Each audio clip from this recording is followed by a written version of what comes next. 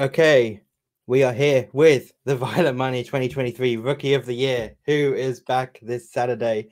PFL Europe 2024 season kicks off up in Newcastle. Shanelle Dyer. Shanelle, how you doing? Come on, due to be fight of the year this year. This year, I mean, we're halfway through. We're about to see you step into the cage this Yeah, weekend. I mean, there's 100K on the line at the end. If you win 100K, who knows, right? yeah, definitely. 3 fights in 6 months, 100K European belt. There, that's a plan. Yeah, it's good you mentioned that. But firstly, obviously, it is fight week. Just give us the picture. I know you're literally a few minutes away from heading out the house to head up to Newcastle. How is this next few days going to look for you? I love fight week. Like, I'm one of the fighters that love fight week. Like, I've been telling everyone in my team, all my teammates, everyone in my gym, that I'm basically on holiday mode now. The hard work's done, my fitness is there, strength's there, technique's there. So I'm literally just ready for the fight. So I'm just cruising this week. I don't have a lot of weight to cut, so yeah, this week survived. Just waiting, can't wait for Saturday. Yeah, I guess not having that much weight to cut is beneficial when you've got such a quick turnaround in the PFL. Yeah, definitely. Like, I can focus more on what I actually need to do, which is fight, and not make weight. Like a lot of fighters, they have 2 fights, the weight cut and the fight, and I only have 1 fight. Like I'm ready for the fight right now. My body feels good. I'm not drained. I'm energized. Like I'm bubbly. I can fight now. I can fight today, and I don't have to deplete myself to make weight. But I'll be on my top game. Yeah, you mentioned the 3 fights in 6 months there, and I was thinking earlier today, it feels like it's been a pretty long time since your last fight. It's been over 6 months. Obviously, the way the PFL Europe kind of schedule their events would be the reason for that. But you're kind of at the point of your career where you just want to be getting fights, getting that experience. Was it a bit frustrating having that time off to wait for this one? It was definitely because I love fighting. I'm one of those fighters that I would fight every week if I had to, if I wanted to, and that's what I did throughout my whole amateur career. I remember 2019, I had 22 fights in 1 year. Like I love fighting, I love being active, but my coach said I need to be a bit smarter now because like every fight I do is such a big fight, such a significant fight, especially in the PFL. I'm in the tournament. Every fight means like something big. If I lose a fight, then I'm out the tournament. So every fight's more significant. So I need to focus more on these individual fights rather than just fighting every week, which I plan to. But yeah, I thought I'll be fighting in March because obviously I went to Thailand in December after my Aries fight, and I was okay. Have a little bit of holiday, a little bit of downtime, come back, get to grips with stuff, and straight back camp to fight in March. But I literally flew back from Thailand, and they were like, "Oh yeah, so your bracket's not starting until June," and I'm like, "That's 6 months. I can't wait till 6 months." I tried to get a fight in March, but I didn't really come into fruition. But I'm not complaining. I get 3 fights this year regardless, and that's what any fighter wants, a minimum 3 fights this year, and I'm gonna get that. Yeah, of course.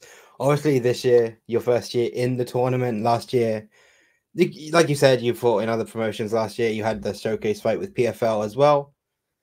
Looking back, how beneficial do you think it was to kind of take that year to settle in PFL rather than jumping straight into the tournament last year? Now you've taken that year, you've had a couple other promotions, and deciding like now it's the time to kind of dive into the tournament. How beneficial was that, do you think? Yeah, it was so beneficial for me last year, just gaining experience. That's what I needed because I knew I was a great fighter, but I didn't have the ring time of that fighting 5 minutes round, fighting pro rules. I know I'm a great fighter, but I just needed that experience, and I got that experience last year fighting 4 times. I think I know who I am as a professional fighter now, and I can just go like I don't have to test anything out. I know how to fight as a professional fighter now, and I got that from doing 4 fights last year. I done a showcase fight in PFL in Paris, and that I think that was amazing for me for that experience. PFL is such a huge company, huge organization, and it's so different fighting in Paris.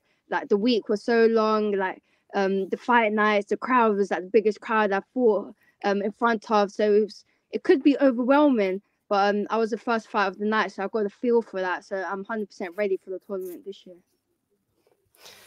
Yeah, of course. You mentioned Paris there just quickly. Obviously, you're fighting in Newcastle this time. It's going to be a rowdy crowd just like Paris. Maybe not quite in the same way as Paris, but it's going to be rowdy up in Newcastle nonetheless. How much are you looking forward to that environment? Yeah, PFL crowds is amazing. Like the people that come to PFL events are coming to watch fighters fight, and that's the best crowd. That they appreciate everything. They appreciate if the fight goes to the ground, if the fight keeps standing, they're gonna love it regardless. And I feed into that energy. I'm an exciting fight. I want to make my fights exciting for the crowd, and if the crowd's cheering for me, then I'll fight even better. So I feed off that energy, and Newcastle crowd is going to be great. I fought in Newcastle before 2 years ago, and it was a great crowd. I actually went to PFL Newcastle last year to see what the PFL was about, and it was one of the best crowds I've been a part of. So I'm honoured to be on the Newcastle card this time, and it's not that far from me. I don't have to fly anywhere. Literally, I say it's down the road. It's still like 5 hours away, but it's still England's home. Yeah, it's still a bit of a trek. It's still a bit of a trek. But I have you maybe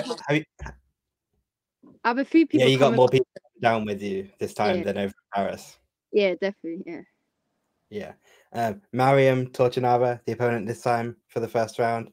What have you seen from her, and what are your thoughts?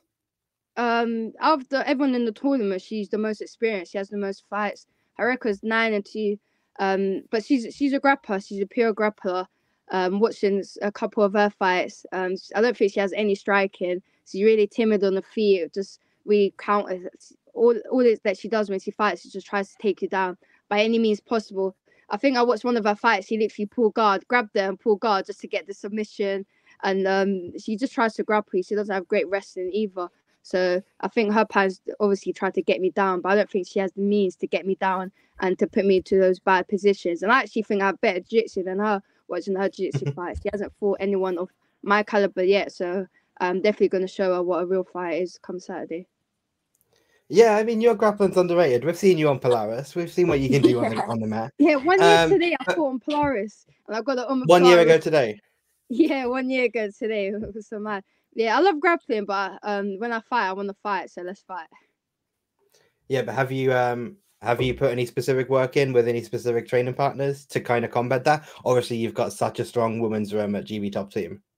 Yeah, so we have so many good grapplers at GB Top Team. One of my main training partners, Kate Bassett. She's a brown belt. She's competed all over. So she's really seasoned. Claire Lopez, she's really good at wrestling. We have so many good females at the gym. Bradley's like one of the best wrestlers in the UK. So I've been getting a lot of one-to-one work with him as much as possible for like my takedown defense, my wrestling defense and offense, and doing work with my jiu-jitsu coach Ashley Grimshaw, get my jiu-jitsu on point. So yeah, I'm comfortable everywhere the fight goes. Should be a fun fight on my part. I know you've had a camera with you for some of the camp. You posted a really cool sort of mini documentary trailer kind of thing on Instagram last week.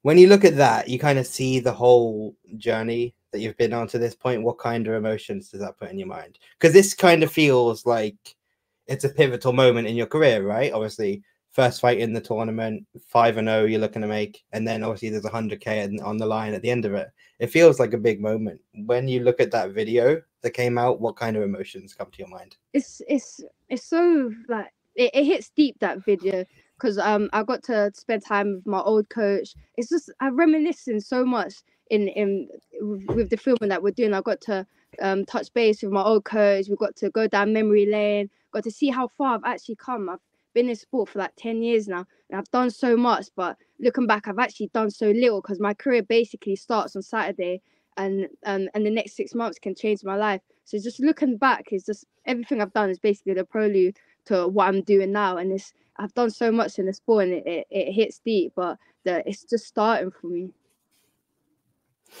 Yeah, you obviously mentioned these next 6 months to change your life.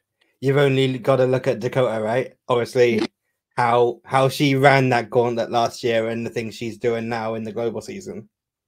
Yeah, definitely. Like, see, we both came from like the same background. Both came from Muay Thai, from striking. It was both literally on the same England team when we was like 11, 12, 13 years old. So we both won our first Muay Thai world titles together. And seeing what she's doing, like, I can't say any bad words for her. She's literally living the dream. She's making so much money, and she's become one of the best fighters. And I want to do the same thing. Obviously she's a bit ahead of me right now, but I want to win the European tournament and hopefully meet her next year, and we can become one of the biggest fights in female British history if us two fight. So yes, it's a great journey. I'm happy that I get people to come and document the whole thing so I can watch back. It'll literally be a movie. Yeah, definitely. Sounds like it. Well, you're definitely on the right track for that.